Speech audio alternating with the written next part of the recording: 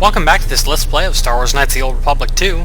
This time, we're going to pick up our stuff from the TSF, who's a Telos security force, so that we can continue on and, explore this place. Welcome to Entertainment Module 081's TSF station. How may I be of assistance?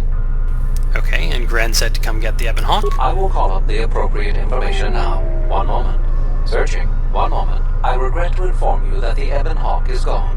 The TSF believes it was stolen and is currently investigating. Yeah, the competence of the police around here really does not inspire confidence. Yeah, what do you mean, gone? It seems the Ebon Hawk was transferred to Telos' surface instead of an impound dock. However, both the requester and the point of delivery are unknown. In addition, the vessel is not showing up at any government-sanctioned landing site. I would conjecture that it has been stolen, and the TSF records have been illegally accessed and modified. I knew it! That stupid T3 unit stole our ship. It's probably joyriding through the system right now, laughing at us. Laughing at me. That is unlikely.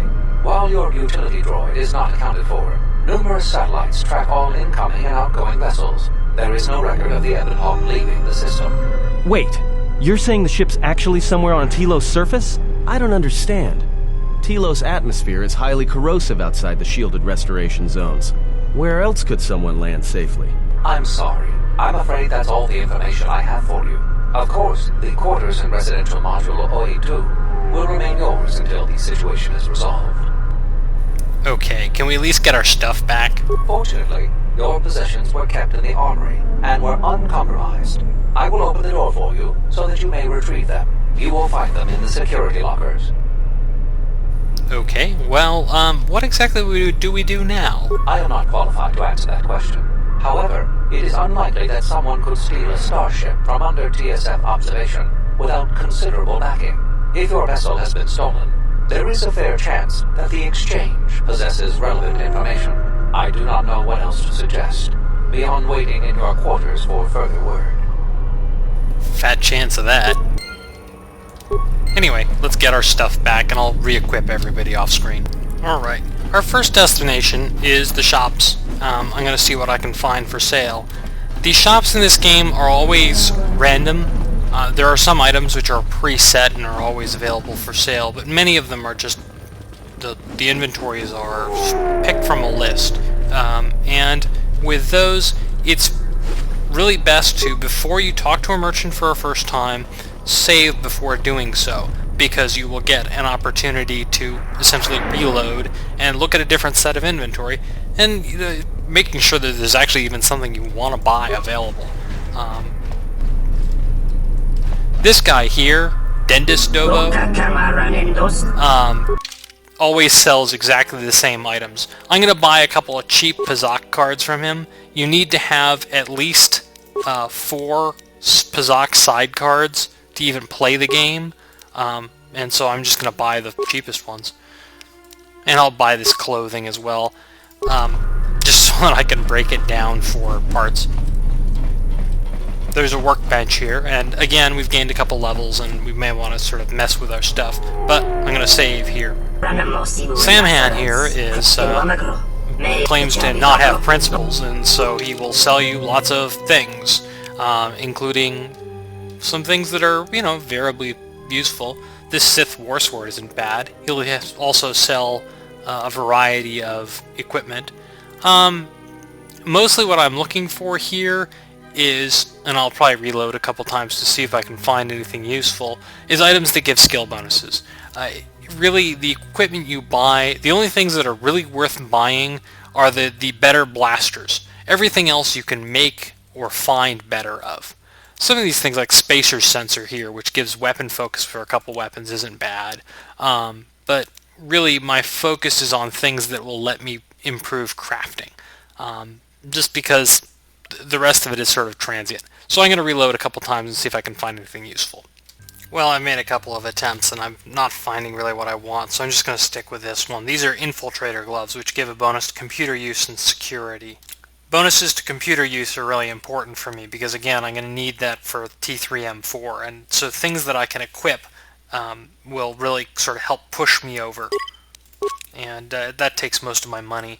There are a couple other things here I might buy, just from a standpoint of things I eventually want to have, but nothing really all that important. This Mordecai apprentice robe can be worn without... many force powers don't allow you to wear armor. They, force speed is the most important of them. At this point, maybe it's not so important, but that's what I've got. I might actually pick... Nah, I'm not going to bother with it. There are a couple of things that I might be sort of considering buying from the standpoint of just better basic equipment, but honestly, the only things I really want to buy are things that I intend to use well into the game. And these infiltrator gloves give +2 dexterity in addition to the skill bonus, so they, dexterity is useful for things other than just skills, and, somebody is going to use those basically to the end of the game, I'm guessing, just because it's not that common to find useful gloves.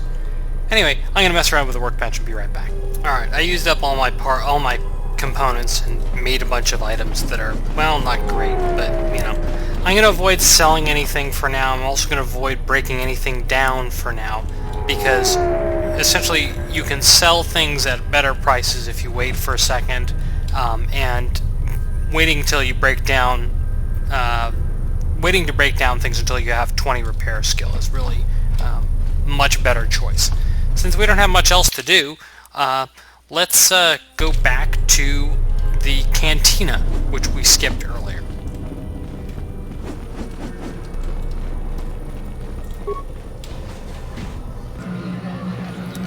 The cantina has all sorts of side things you can do. You can do swoop racing for credits.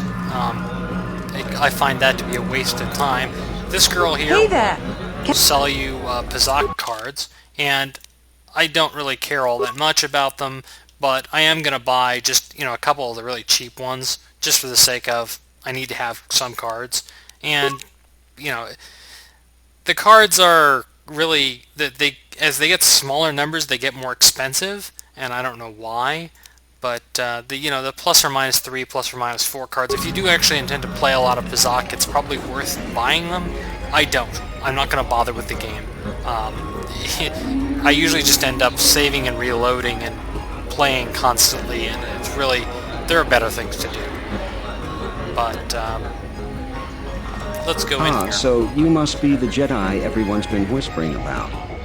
No more trouble with the TSF, I hope? I'm not really a Jedi. I guess you haven't heard the popular rumors then? Jedi or not, you're the talk of the station. Everyone from the TSF to Zircuit Corporation is curious about you. Okay. Yeah, can I help you? Perhaps you don't know who I am? Someone with an inflated view of himself? You haven't been on Citadel Station long, have you? Let me introduce myself. I'm Bennock, the man in charge of Lopak Slusk's protection. You do know who Lopak Slusk is, don't you? The two gentlemen with me are Matu and Nahata, Slusk's finest men, other than me, of course. Oh, leave the woman alone, Bennock. I bet she'd come out on top if you fought. Now, Lux, I meant no disrespect. You're probably Slusk's strongest woman. It's your skin, Bennock. Just warning you, Slusk could easily replace you.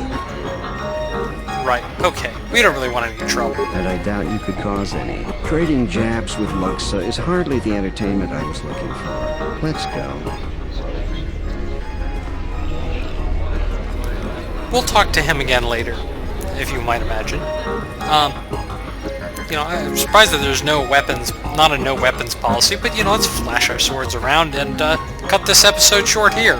Next time, we'll pick up some side quests in the cantina, because, that's where adventures start, in bars.